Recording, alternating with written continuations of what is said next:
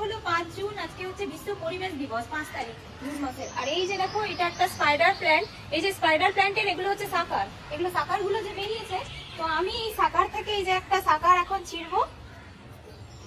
এই যে দেখো এই যে সাকারটা আমি কাটলাম, তো এইটাই আমি তোমাদের এখন পট করে দেখাবো, পটিং করে। তো এই যে দেখো আমি আগে থেকে কিন্তু আরেকটা সাকার ছিঁড়ে রেখে দিয়েছিলাম, এই যে আরেকটা। এবার আমি তোমাদের এই গাছটা পটিং করে দেখাবো। তো তোমরাও কিন্তু ডেইলি একটা করে গাছ লাগাবে।